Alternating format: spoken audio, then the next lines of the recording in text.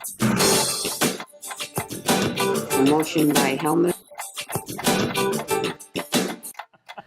Welcome to Minutes by Minutes. I'm Elgin Nichols. And I'm Dave Kenny. And we're here to talk about what goes on in the village, the township. You know, those people that make regulations, laws, and ordinances that affect you out there. And on these cold winter days, if you live in the village of Oxford, the village of Leonard, Addison Township, or Oxford Township, these are the people that you went and elected. And the committees and the commissions that make decisions that affect you, whether you chose to go to that meeting or not. And the result could be a taxing situation. Or it might have other implications. You just never know what's going to happen if you don't show up. Like David said, it's a good opportunity for you to know what's going on in your community. And if you should miss one of those meetings, after watching this show, you'll learn lots of good things.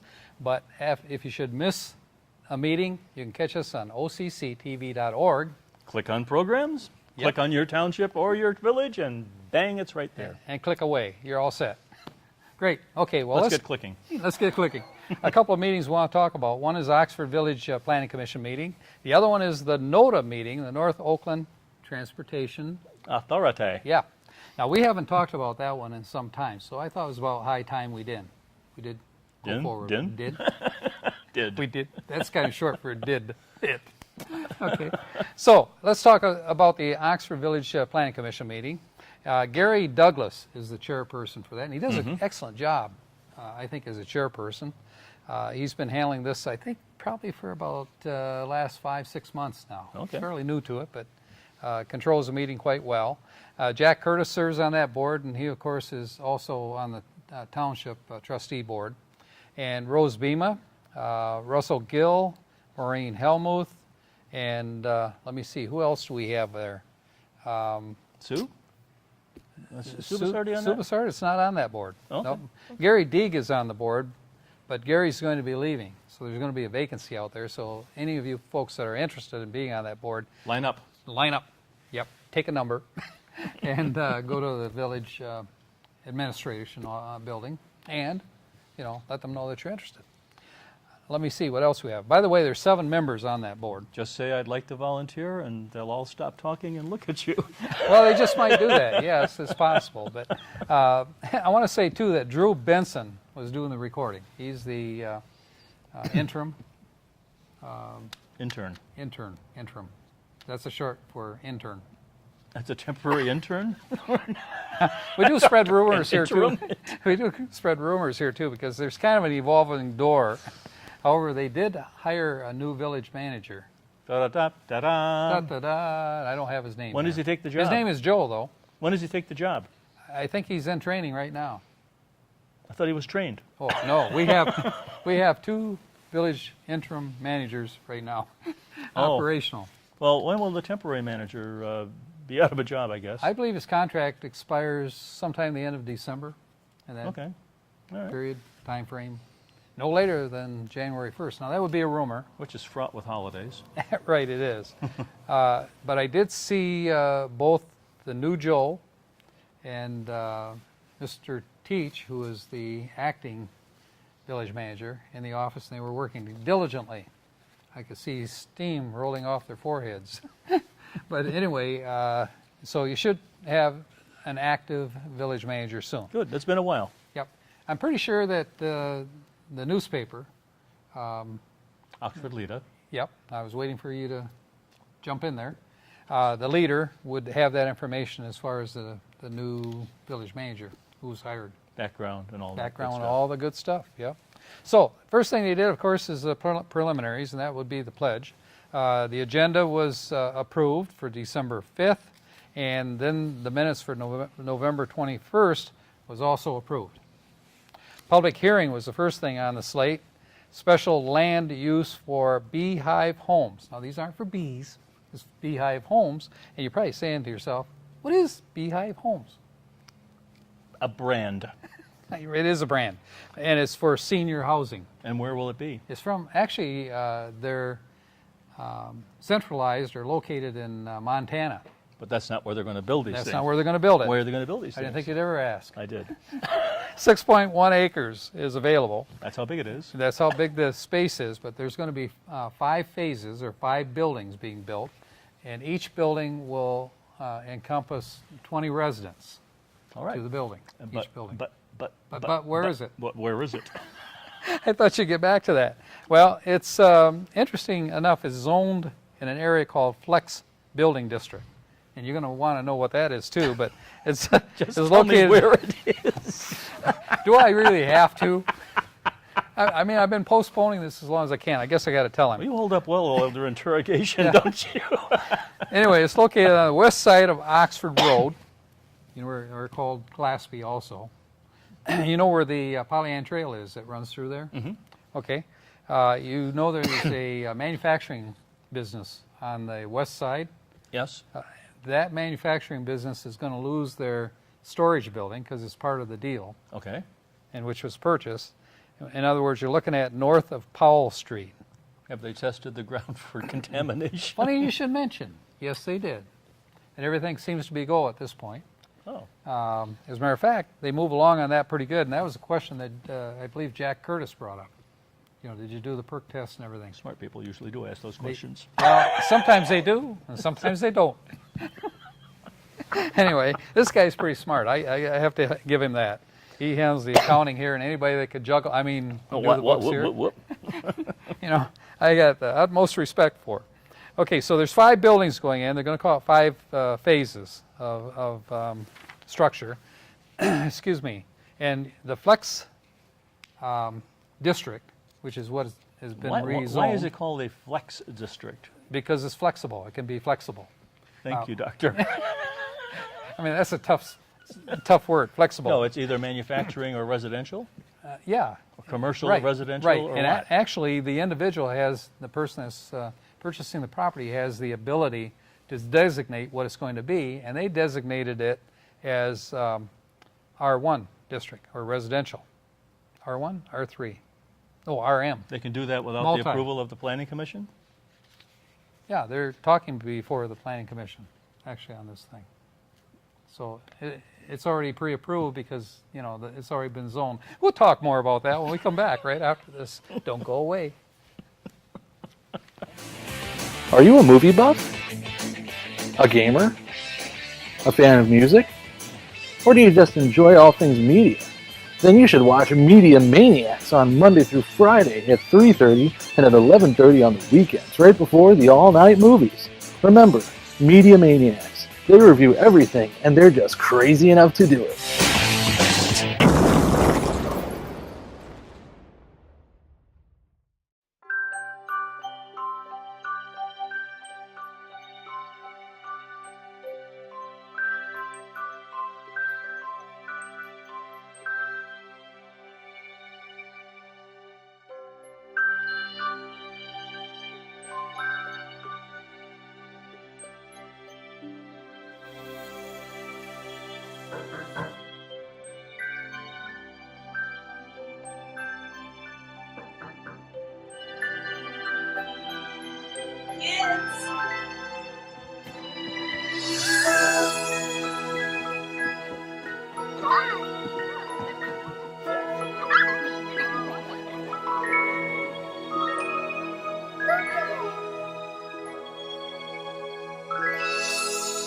Thanks to your generosity, Marines have delivered Christmas to children in need since 1947. Hi, it's Connie from Connie's Kitchen. I just wanted to remind you to watch us on OCTV and Uverse and Okay, cut. this is Connie from Connie's Kitchen at Treetop Lodge. Reminding you to watch my program on OCTV and on Charter and Cut. Hi, it's Connie from Connie's Kitchen here at Treetop Lodge, reminding you to watch us on OCTV and YouTube and Charter and Alright, cut. I think you forgot your lines, Connie. I think I don't have lines. Should have called lines. Lines, there we go. Lines. Okay, 3, 2, 1 me. Go. 3, 2. Join me here at Treetop Lodge. This is Connie from Connie's Kitchen, reminding you that you can watch us on OCTV and YouTube, Charter Channel 199, Uverse Channel 99. Can you imagine if we had to go through this every time? Yeah, right? Oh. Okay, see ya. This is Connie from Connie's Kitchen here at Treetop Lodge, and I want to remind you to join me here at the Lodge for Connie's Kitchen on OCTV, on YouTube, on Charter Channel 199, on Uverse Channel 99, and enjoy the show. Hi, I'm Elgin Nichols. And I'm Terry Stiles. Did you know that Charter Channel 191 and AT&T Channel 99 are the only television stations you can find all the events and news just for you? Oxford News This Week is your news closer to home. Catch us right here weekdays at noon, 6:30, and 11 p.m., and weekends at noon and 11 p.m. See you there. Ta-da! We're done. Did it. Welcome back to Minutes by Minutes. I'm Elgin Nichols. And I'm Dave Kenny. We are talking about flex zone area for the village. And you just asked the question, well, what is flex? Well, it's the new zoning that they designated for that particular area. And what That says a lot. what the developer can do is they can pretty much name what they want to build there as long as it fits the ordinances and requirements by the Planning Commission and the site plan requirements. You see what I'm saying? Sure. Okay. Okay. Yeah, he doesn't understand it. I know he don't. He's just saying that. Just make me feel good. So anyway, they chose to go RM, which is multi-residential. And Jack Curtis says, "Oh, wait a minute. What's the density on this?" He said, "According to ordinances, he said you can have like 3 people per, location, depending on how many acres there are per acre." And so they figured it all out, and they said, well, they're way under the requirement. So they said, oh, Jack says, okay, that's fine. We're okay. We'll go on for the next question. And they said the ordinances, the other concern that they had was a setback. And they said, well, what kind of setback are you going to have from, let's say, the Pollyant Trail side or Powell Street? And the gentleman, his name is Jim Butler, who spoke for this group, said, and he's an engineer from Troy, Michigan, he said, we are going to be 100 feet, he said, back from that, which is more than what's required. But he said there is a easement through there for power lines and that kind of thing. So he said, we don't want to disturb that open space for these buildings. So he said, I think it'll be nicely laid out, he said, when it's all finished. Is the setback inclusive of the easement? Yeah. Setback usually is required, you're looking at roughly 10 feet as a rule from Right. the property line. Right. In this case, I mean, 100 feet, it's overkill. They No, got what it I'm made. saying is Yeah. that if you have an easement that's already predetermined, is the setback from the easement, or does it include the easement? No setback, there's certain contractual agreements to have that easement through there. And whatever that reads is where they have to, pick the focal point for their measurement. Okay. I lost him again. I can see No, that. no, you didn't. Okay, all right. Well, save that then for another time. Put it on I stack could of see a yellows. cloud coming at me. You can, yeah. Well, Jim Butler made a great presentation on about this 6.1 acres that they're talking about.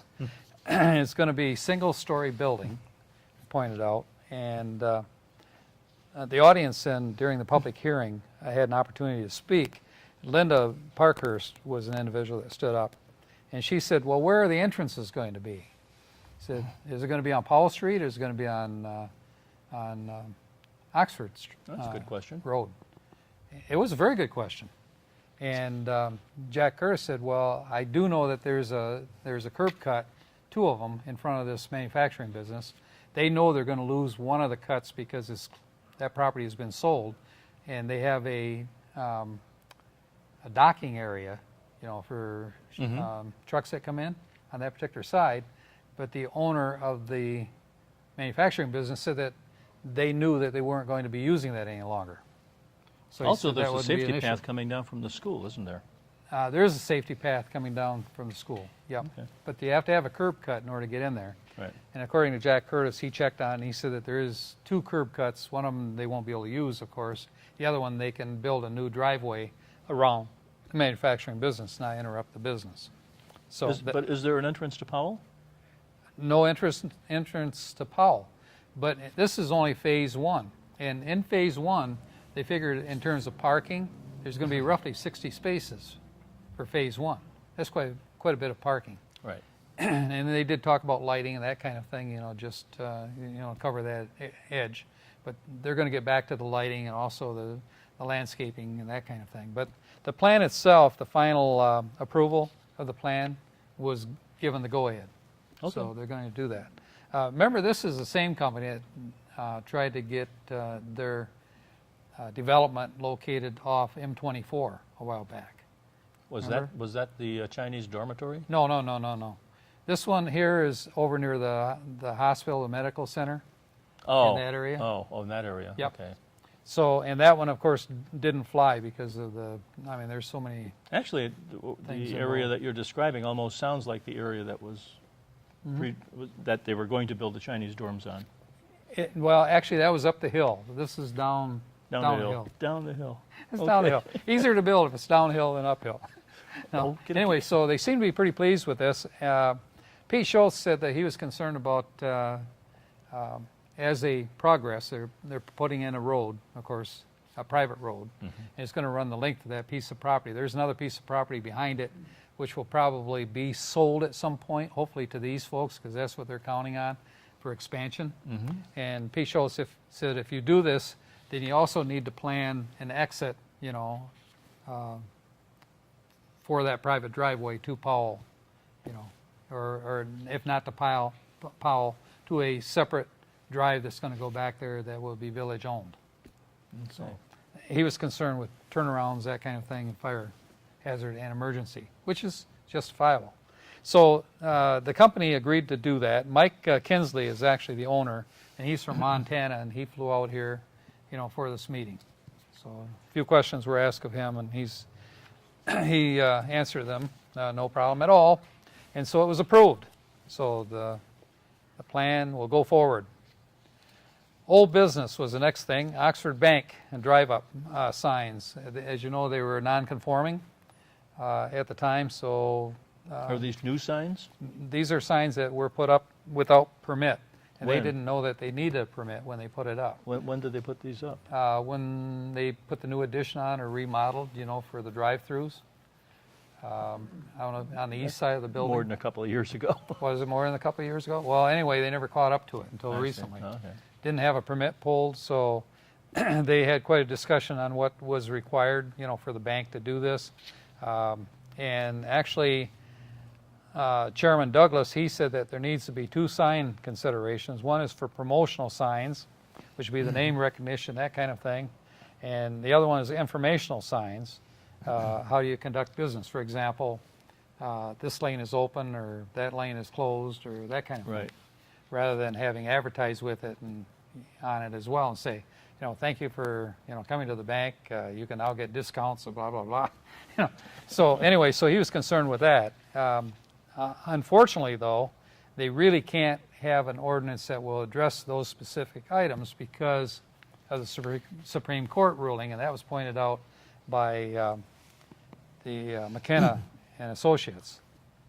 The firm that are consultants, The for the planners, village. the planners. Yep. So Chris Corey, he said, no, you can't do that. He said, but there's other ways around it that you can do it.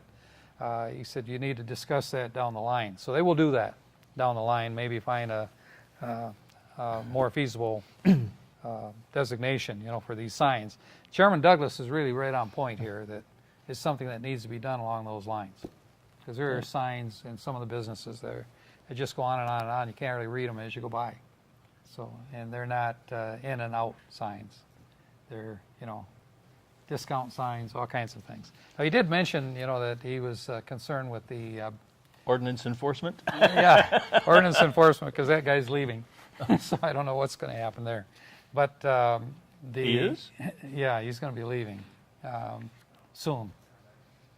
So But have they chosen a replacement? I haven't seen or heard it. And if you hear anything, you hear it first here, folks, from him. I'll Okay. keep my finger in the wind. You got that right. With that, we'll be back right after this, folks.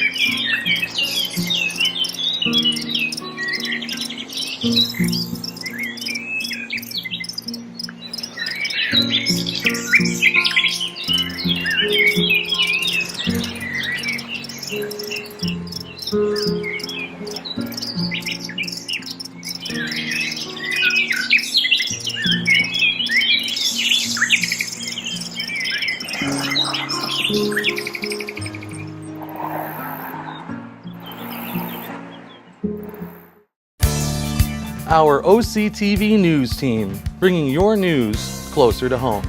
With local news anchors Elgin Nichols and Terry Stiles, Julie Hogan with calendar of events, Cody Wright with sports, and David Kenny with Auto Talk and Science in the News. OCTV, serving Oxford, Leonard, and Addison communities for over 29 years. Welcome back to Minutes by Minutes. I'm Elgin Nichols. And I'm Dave Kenny. And we are talking still about what went on with the Planning Commission for the village. Finally, this thing was confirmed to go forward with it with 5 conditions, which were laid out. And if folks want to learn more, again, go to occtv.org and view the meeting. Yep. It'll be out there. Let me see, what else we got? That's pretty much it. Let's talk about NOTA. North And- Oakland Transportation Authority. Yes, the people that drive those vehicles and pick you folks up and take you very prioritize, that's the word, yep, locations, Okay. medical reasons and so forth, and shopping. Okay, Bruce Pearson is the chair of that board. Mike McDonald serves the board. Eric Dolan, who's a representative from the village, serves on the board. Jill Young from the village of Lake Orion? that one. Is it Lake Orion or Yeah. Orion? No, Lake Lake Orion. Orion. Okay, Orion yeah. would be Orion Township versus the village of Lake Orion. Okay. And Lynn Gustafson, and I always Gustafson. Gustafson, never can get out that last one, but she's a pretty sharp gal. And she's the executive director, and she was there. They did the pledge. They also covered the agenda, which was approved. They did a prayer at this particular one. I don't think they need as many prayers for this one as maybe some other meetings, because they seem to be on financial stability. Others will start out, oh, please. Yeah, oh, please, let it rain dollars somehow. Minutes were, there was one correction. Marge Payne said in last month's minutes, it made reference to her. She said, I wasn't here. So they said, well, we'll correct that. Make a note, she wasn't here. All right, director's report, Lynn Gustafson, she said that so far this year, they've handled 3,724 riders. It's quite a few. Yeah. Yep. It's That's a up lot 20. of people being helped. Yeah, it's up 24%, according to her. And she's still taking bids on bus cameras. Apparently going to put new bus cameras in, so that there's any conflict or Conflict question. with the senior citizens? Could be. You never know. You know, those Not like a bunch of electronic 7th scooters- graders, you know? electronic scooters, they can really go good. You soup them up, they'll go 50 miles an hour. Oh, boy. Yeah, it could cause a problem with the driver. Anyhow, so they're going to have cameras. LED lights for the office to make it frugal have been installed, so it should lessen light bills. That's something we need to do here, maybe. Oh, we don't own the lights, do we? No, we don't. Okay. See, this guy would know. I told you how sharp he is. Okay, server. Those aren't ours. Yeah, they've ordered a new server for their computer, and there is a grant that has been confirmed, so it's going to be paid for. Folks, won't cost you anything for that. Let me see, there's some new grants, 50% matching grants on service grants for $134,000. That looks like, I'm sorry, $139,000, not 134. $139,000. That looks like that's going to go through. All through. Is that 139 on their part plus whatever they're being That's given? what they'll be getting, Total. I believe. 39,000. If not, it's Their going to half be a plus rumor. the other half. I like that rumor better, don't you? Okay. So anyway, it looks like a sizable amount, and Lynn has done a lot of effort into this thing to generate these funds. She's also written 3 additional grants, which she won't really know the results of until next year sometime. And this is going to cover a new generator for the office. And part of it will go operating as a grant. She wanted to make a note too that at Thanksgiving, you folks remember Thanksgiving is just around the corner and Christmas is coming this way as you look. Right? The other corner. The other corner. She wanted to thank CJ's restaurant because they provided free meals for people, and NODA provided busing to get folks to the restaurant. Okay. So other than that, busing wasn't running that day. Folks may have noticed. Okay, there was an individual for public comment, John Hart, stood up, and he said he was a Vietnam vet, 1970, but was injured in an accident in 1999, is an invalid now, and he complained that he's at the northern reaches of Leonard, north of Leonard, and that he doesn't always get the kind of scheduling that he would like to see in terms of response. And so he went on for quite a while discussing this, and the board took everything under consideration. Bruce Pearson said he understood where he's coming from, but he, unfortunately, the scheduling is quite taxing and very difficult, to make everybody happy, but they're trying. It's a matter of personnel, buses, and so forth, which are all expensive. You must be right out on the periphery. Yeah, he is, right on the outskirts. But they don't have busing beyond that point for anybody. I mean, NODA does an excellent job in terms of servicing their customers out there. They do their very best no matter what. They do, if it's possible, it'll happen. Okay, bills for October was $22,341.09. You need to know what November is. A little less, $12,251.90. Old business. No old business. None? None. No, they're all caught up. Well, Isn't that then. nice? They're one of the few organizations, I think, that have no old business. New business, they had discussed the 2018 calendar schedule, and that was all approved. They liked the dates, so forth, no problem. Groundhog's Day was put in there. Catch Your Fish Day. Glad they came out with that, so we can schedule our video people. Yeah. All right. So tell me, what's coming up? Well, we have a few meetings in December. On 12/18 at 6 o'clock, the Addison Township Board of Trustees will be meeting, and at 6 o'clock on the same day, Village of Oxford Downtown Development Authority. What day was that? The day. Okay. At 12/18. The 12/18. Okay. On 12/18 at 7 o'clock, the Village of Oxford Planning Commission. And on 12/21 at 4:30, NODA will be meeting again. And I don't think Pollyant Trail meets in December. No, they don't meet in December. And NODA will be at the Oxford Village offices. Right. Very well done. They're kind of a floating kind of a thing. They go hither, they go yon. They're floaters, folks. They're floaters. I'm Elgin Nichols. I'm Dave Kenny. Catch you next time right here on Minutes by Minute. I'll see you then.